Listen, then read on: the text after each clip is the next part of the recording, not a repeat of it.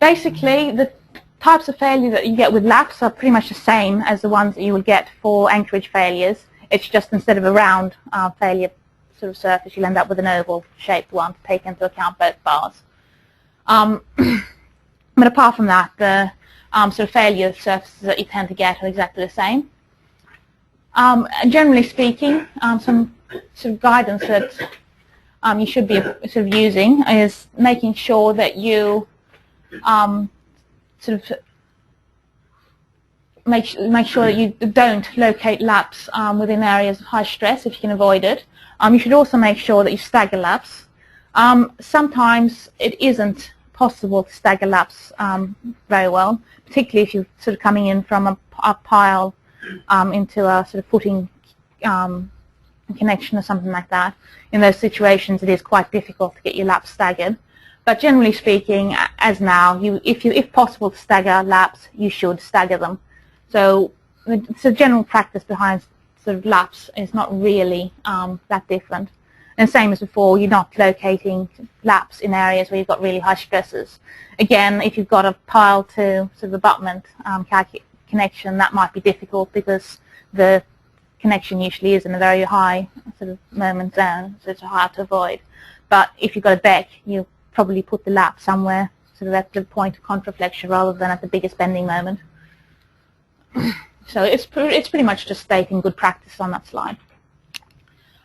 This slide here just gives you the requirements given for the laps, and basically it just tells you that you have to make sure that the clear transverse distance between two lap bars isn't greater than 4 times the bar diameter, or 50 millimeters. And that's just illustrated by this middle sort of requirement in there.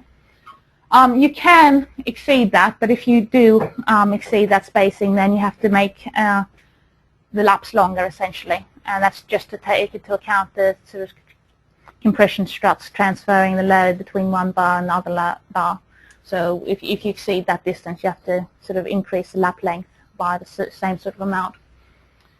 You also have to make sure that the clear distance between adjacent bars and adjacent laps isn't less than 2 times the bar diameter, or 20 millimeters. Basically, that's just saying don't put your bars too close to each other. And finally, you have to make sure that longitudinal distance between 2 adjacent laps isn't less than 0.3 times the L0. And that's basically just sort of saying you should have staggered laps, and that's what it considers to be a staggered lap. So the lap length calculation is very, very similar to the one that we had for the anchorage length. If you look at that equation, you've got the same sort of alpha factors as you had for the anchorage length calculation. The only difference is that you've got an alpha 6 factor here, which takes into account the staggering, and you don't have the alpha 4 factor that you had in your anchorage length calculation. Apart from that, all other alpha factors are exactly the same as the anchorage length calculation, and they're calculated in exactly the same way as well. For the alpha 6 factor, it is slightly different from the other alpha factors in the fact that alpha 6 is almost always bigger than 1, so it never acts as a reduction factor. And as I said, it's dependent on how well staggered you have your section. And again, the staggering rules in the Eurocode are actually sort of slightly different from the Type 400 ones. To have a fully staggered lap in the Eurocode, you actually have to quadruply stagger them. And I'll show you what that looks like on the next slide. If you do the normal thing that we do in the UK, with sort of every second lap being staggered, then you actually get this alpha 6 value will be 1.4, and that's considered to be a 50% staggering.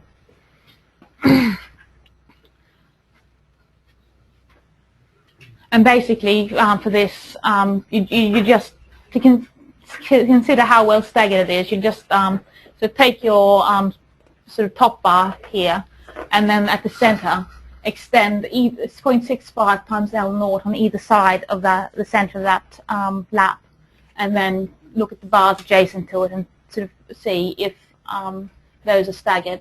So in this sort of situation, the center line of that one is outside, the center line of that one is outside, but the center line of that one is inside.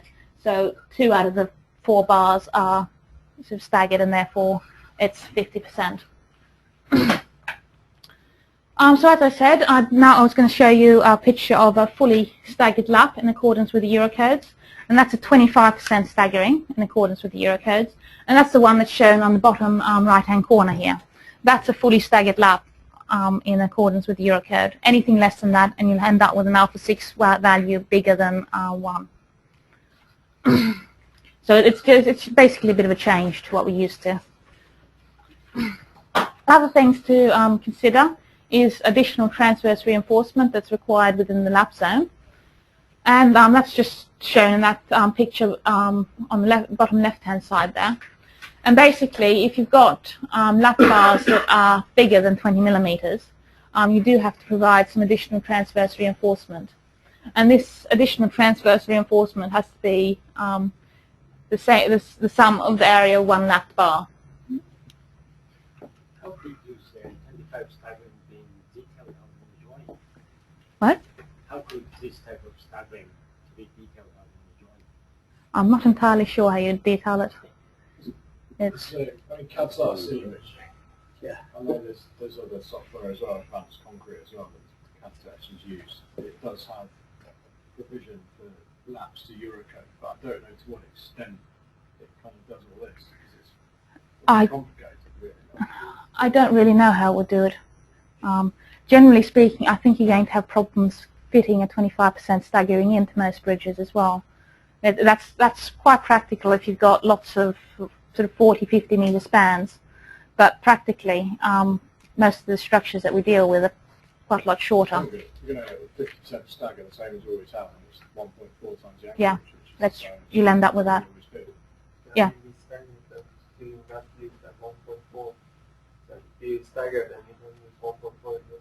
Yeah, what we're saying is you can't get in. Yeah, we know. Yeah, well, you'll probably end up with a situation where you will end up with a 50% staggering and multiplying it by the 1.4 factor, and only using the 25% staggering in sort of probably fairly rare circumstances, because it's not that practical really, unless you've got a fairly big structure. So, but again, it's something you need to be aware of so you can take it into account, because if you're not complying with the detailing rules, you're essentially not complying with the rest of the Eurocode, because everything sort of fits together.